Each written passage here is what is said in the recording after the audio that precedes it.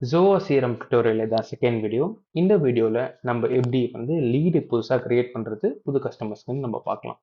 இதுக்கு முன்னாடி வீடியோல நம்ம எப்படி லாகின் பண்ணி உள்ள போறதுன்னு பார்த்தோம். இந்த வீடியோல நம்ம எப்படி லீட் கிரியேட் பண்றதுன்னு பார்க்கலாம். ஸோ ஏதாவது ஒரு ப்ரௌசர் எடுத்துக்கோங்க. எடுத்துட்டு நம்ம ஆல்ரெடி இங்கே புக் மார்க் பண்ணதுனால இது கிளிக் பண்ணிங்கன்னா டேரெக்டாக நம்மளுக்கு Zoho CRMக்கு என்டர் ஆகிடும் ஹோம் பேஜ். சரிங்களா? ஸோ ஒரு கஸ்டமர் வந்து ஒரு என்கொயரி தராங்க. அந்த என்கொயரியை நம்ம எப்படி வந்து லீடாக வந்து கன்வெர்ட் பண்ணுறது நம்ம பார்க்கலாம். இங்கே தான் இந்த லீட் ஆப்ஷன்ஸ் இருக்கு. இந்த லீட் ஆப்ஷன்ஸ்க்கு வந்து நம்ம எப்படி பண்றதுன்னு பார்க்கலாம். சரிங்களா? நான் சாம்பிளுக்கு ஒரு லீடை வந்து வச்சிருக்கேன். சாம்பிள் கஸ்டமரோட இன்ஃபோ இங்க இருக்கு. அதே மாதிரி சாம்பிளுக்கு ஒரு என்கொயரி மாதிரி எடுத்துன்னு வந்திருக்கேன். இது நம்ம எப்படி இது வந்து Zoho CRMல நம்ம என்டர் பண்றதை நம்ம பார்க்கலாம். சரிங்களா? ஓகே. ஸோ இங்க லீடுன்னு இருக்கு பாத்தீங்களா? இந்த லீடுக்கு போயிட்டீங்கன்னா உங்களுக்கு ஜென்ரலா இந்த இடத்துல எம்டியா இருக்கு. ஏன்னா இது புது அக்கௌண்ட். எந்த லீட்ஸும் இதுக்கு முன்னாடி என்டர் பண்ணல. அதனால இப்படி இருக்கு. நீங்க ஆல்ரெடி என்டர் பண்ண லீட்ஸ் இருந்துச்சுன்னா உங்களுக்கு இங்க என்டர் பண்ண லீட்ஸோட இன்ஃபர்மேஷன்ஸ் இங்க காட்டும்.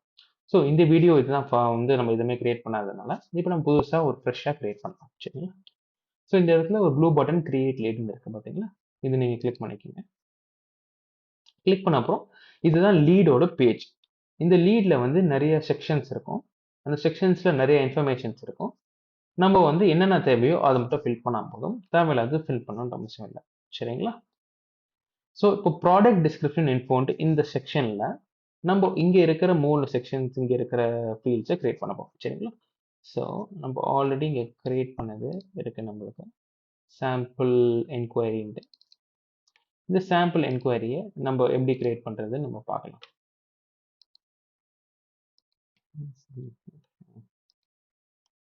ஓகே. ஸோ இங்கே கஸ்டமர்ஸ் வந்து இத்தனை ஐட்டம்ஸ் கேட்டிருக்காங்க. சரிங்களா?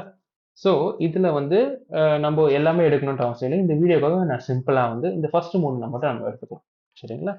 ஸோ இந்த ஃபர்ஸ்ட் 3மே வந்து நம்ம எப்படி என்டர் பண்ணணும், ஜஸ்ட் நீங்கள் நார்மலாக கேட்ட என்கொயரியை ஜஸ்ட் டைப் பண்ணிக்கோங்க. இந்த மாதிரி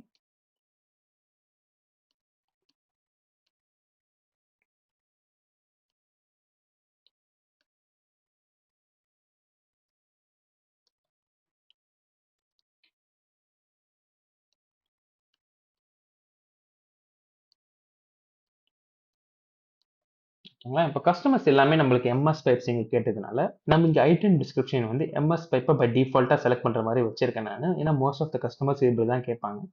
சப்போஸ் உங்களுக்கு இந்த மாதிரி எம்எஸ் பைப்ஸ் இல்லாமல் மற்ற பைப்ஸ்லாம் கேட்டாங்கன்னா மற்ற ஆப்ஷன்ஸ் வந்து இங்கே இருக்கு உங்களுக்கு. சரிங்களா? ஸோ இங்கே ஜிஏ பைப்ஸ் கேட்டாங்கன்னா ஜிஏ பைப்ஸ் போட்டுக்கலாம். Structural items like angle, channel, beams etcetera அந்த மாதிரி கேட்டாங்கன்னா போட்டுக்கலாம். ரூஃபிங் ஷீட்ஸ் அந்த மாதிரிலாம் இருந்துச்சுன்னா terracotta roofing sheets, plain sheets, colour coated roofing ஷீட்ஸ்லாம் போட்டுக்கலாம். சப்போஸ் சில டைம் கம்பைன் பண்ணி கேட்பாங்க. அந்த மாதிரி இருக்கும்போது இங்கே இருக்க ஆப்ஷன்ஸ் நம்ம கிளிக் பண்ணிக்கலாம். சரிங்களா? டிஎம்டி ஆப்ஷன்ஸும் இங்கே இருக்கு. அதுவும் நம்ம கிளிக் பண்ணிக்கலாம். அப்புறம் இங்கே டோட்டல் குவான்டிட்டி வந்து இங்கே கேஜிஸ். ஸோ இங்கே இந்த கஸ்டமர் கேட்ட என்கொயரி டோட்டலாக எவ்வளோ குவான்டிட்டி வந்து கேட்டிருக்காங்க இன் கேஜிஸ் நம்ம என்டர் பண்ணணும். இதுக்கு நம்மளுக்கு இண்டிவிஜுவல் பைப் வெயிட் என்னன்னு தெரிஞ்சிச்சுன்னா அதுக்கேற்ற மாதிரி நம்ம கால்குலேட் பண்ணிக்கலாம். இங்கே நான் ஆல்ரெடி இண்டிவிஜுவல் பைப் வெயிட் எழுதியிருக்கேன் இந்த வீடியோ ஈஸியாக இருக்கிறதுக்காக. நம்ம அப்போ டோட்டலாக வந்து இது ஒரு பைப்புக்கு 27 கேஜிஸ்னா இங்கே 10 பைப் கேட்டிருக்காங்க. அப்போ 10 பைப்புக்கு வந்து 27 × 10 270 கேஜிஸ். ஸோ அப்போ இந்த பைப்புக்கு மட்டும் 270 கேஜிஸ் டோட்டலாக கேட்டிருக்காங்க. ஸோ செகண்ட் பைப்புக்கு வந்து 17 கேஜி ஒரு பைப்பு. ஸோ 10 பைப்புக்கு வந்து ஒரு 170 கேஜிஸ். ஸோ இந்த மாதிரி ஆப்ஷன்ஸ் உங்களுக்கு டைப் பண்ணும்போது உங்களுக்கு இந்த இடத்துல சின்னதாக இருந்துச்சுன்னா இப்படி ட்ராக் பண்ணி இப்படி நீங்கள் எடுத்துக்கலாம். சரிங்களா? ஸோ தேர்ட் பைப் வந்து ஒரு பைப்போட வெயிட் வந்து 22 கேஜிஸ். நம்ம 10 பைப்புக்கு வந்து 220 கேஜிஸ். ஓகே. ஸோ இந்த டோட்டல் வெயிட்டை நம்ம ஆட் பண்ணி நம்ம இந்த இடத்துல என்டர் பண்ணுவோம். ஸோ டோட்டல் வெயிட் இங்கே ஆட் பண்ணுறது எவ்வளோன்னா நம்ம 270 plus 170 plus 220. ஸோ 660. ஸோ இந்த என்கொயரி பொறுத்தவரைக்கும் இந்த கஸ்டமர்ஸ் வந்து 660 கேஜிஸ்க்கு நம்மளுக்கு என்கொயரி வந்திருக்கு. இது எக்ஸாக்டான கேஜிஸ் கிடையாது. நம்ம லோட் பண்ணி வெய்மெண்ட் போடும் போது தான் நம்மளுக்கு எக்ஸாக்டோட அமௌண்ட் வெய்மெண்ட் தெரியும். அப்படி அந்த டைம் வரும்போது நம்ம எடிட் பண்ணிக்கலாம். சரிங்களா? ஸோ இப்போதைக்கு இந்த இன்ஃபர்மேஷன் இங்கே போதும். ஓகே. ஸோ இங்கே அதர் ரிக்குவயர்மெண்ட்ஸ் ஒரு செக்ஷன் இருக்கு. ஸோ இந்த இடத்துல நீங்கள் பார்த்தீங்கன்னா என்ன பண்ணணும்னா உங்களுக்கு வேறு ஏதாவது கஸ்டமர்ஸ் ஏதாவது கேட்டாங்க ஸ்பெஷல் என்கொயர்மெண்ட்ஸ் அந்த மாதிரி எதாவது இருந்துச்சுன்னா இந்த இடத்துல நீங்கள் டைப் பண்ணிக்கலாம். பட் மோஸ்ட்லி இது டைப் பண்ணால் அவசியம் இல்லை. சரிங்களா? ஸோ இந்த இந்த ப்ராடக்ட் டிஸ்கிரிப்ஷன் இன்ஃபோ பொறுத்தவரைக்கும் இவ்வளோ தான் நமக்கு. சரிங்களா? So next lead information. இந்த லீட் இன்ஃபர்மேஷன் பொறுத்தவரைக்கும் மோஸ்ட்லி கஸ்டமரோட இன்ஃபர்மேஷன்ஸ் வந்து நம்ம என்டர் பண்ணுற மாதிரி இருக்கும். ஸோ இந்த லீட் ஓனர்னு பார்த்தீங்களா, இந்த லீட் ஓனர் வந்து பை டிஃபால்ட்டாக எந்த சேல்ஸ் பர்சன் அக்கௌண்ட் வச்சு லாகின் பண்ணுறாங்களோ அந்த சேல்ஸ் பர்சனோட அக்கௌண்ட் வந்து பை டிஃபால்ட்டாக இந்த செலக்ட் ஆகிடும். இங்கே நீங்கள் கிளிக் பண்ணிட்டு இந்த லீடு மற்ற சேல்ஸ் பர்சன்ஸ் கூட கொடுக்கலாம். எங்கள் கம்பெனிக்கு வந்து இந்த மாதிரி சேல்ஸ் பர்சன்ஸ் இருக்காங்க, நான் வேணும்னா அவங்களுக்கு அசைன் பண்ணிவிட்டு அவங்களுக்கு நோட்டிஃபை பண்ணிட்டேன்னா அவங்க அதை டேக் கேர் பண்ணிப்பாங்க. ஓகே, ஸோ நம்மளுக்கு கஸ்டமரோட இன்ஃபர்மேஷன்ஸ் ஓகே. ஸோ இதுதான் வந்து கஸ்டமரோட இன்ஃபர்மேஷன். நம்ம இது எப்படி என்டர் பண்ணுறது இங்கே பார்க்கலாம். ஸோ கம்பெனி வந்து உங்களுக்கு ஏபிசி கம்பெனின்னு இருக்கு. ஸோ ஏபிசி கம்பெனி நம்ம என்டர் பண்ணிக்கலாம். ஸோ நேம், கஸ்டமரோட நேம் வந்து ஜான் டோ. லாஸ்ட் நேம் எப்போ டாட் வச்சுக்கோங்க. Phone number, email.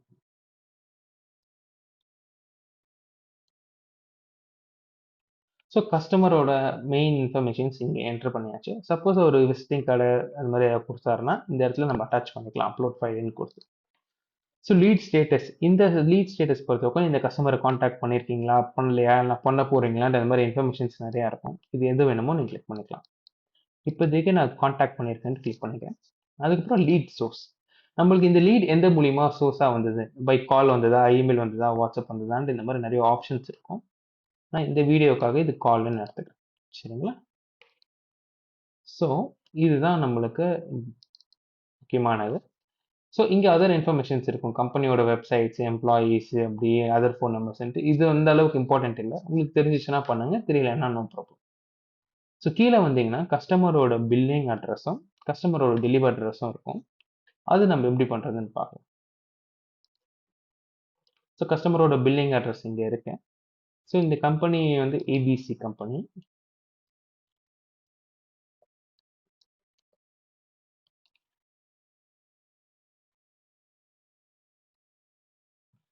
ஸோ இவரோட அட்ரஸ் வந்து என்டர் பண்ணிக்கலாம்.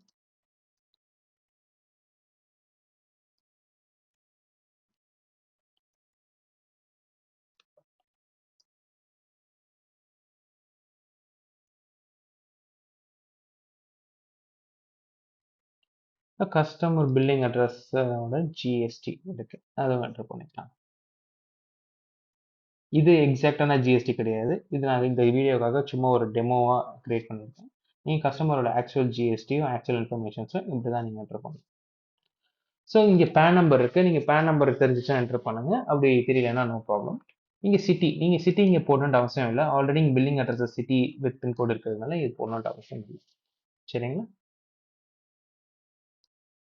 ஸோ ஓகே, இந்த இடத்துல billing person, contact person name, contact number, other informations இருக்குது. இது போடணுன்ட்டு அவசியம் இல்லை, தெரிஞ்சிச்சுன்னா நீங்கள் போடுங்க.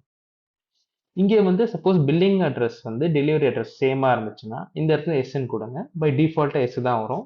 சப்போஸ் அப்படி இல்லை, இந்த கம்பெனி பொறுத்தவரைக்கும் நம்மளுக்கு டெலிவரி அட்ரஸ் டிஃப்ரெண்ட்டாக இருக்குன்னா நீங்கள் நோன்ட்டு இங்கே செலக்ட் பண்ணிவிட்டு இங்கே இருக்கிற டெலிவரி அட்ரஸை நீங்கள் டைப் பண்ணிக்கலாம்.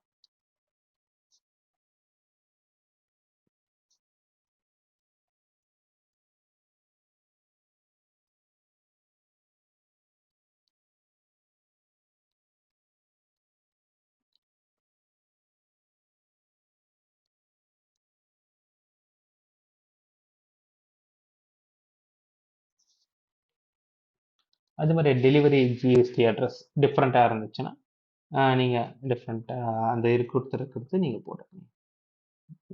GHIJ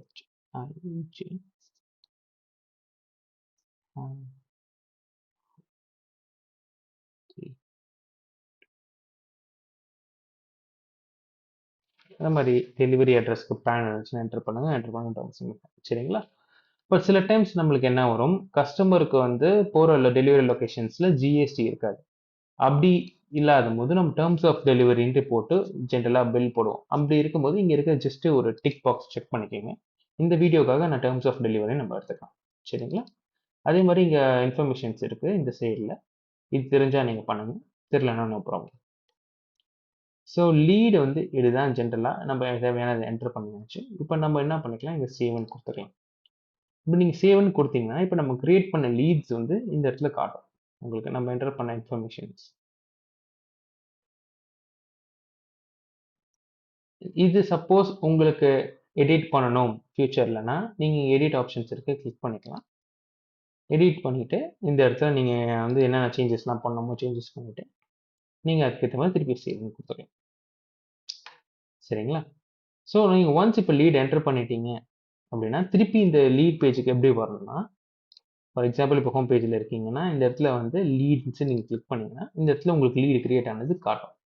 ஸோ இந்த இடத்துல வந்து இந்த லீடு இருக்குது பார்த்தீங்களா, இந்த லீடில் வந்து நீங்கள் கிளிக் பண்ணீங்கன்னா உங்களுக்கு இந்த பேஜ் ஓப்பன் ஆகிடும். சரிங்களா? இப்படி தான் வந்து நம்ம லீடை வந்து ஒரு புது கஸ்டமருக்கு கிரியேட் பண்ணுறது. இந்த லீடை நம்ம கன்வெர்ட் பண்ணி எப்படி கான்டாக்ட்ஸாவோ ஒரு அக்கௌண்ட்டாவோ ஒரு டீலாவோ எடுத்துன்னு வருதுன்னு நம்ம நெக்ஸ்ட் வீடியோவில் பார்க்கலாம். Thank you so much.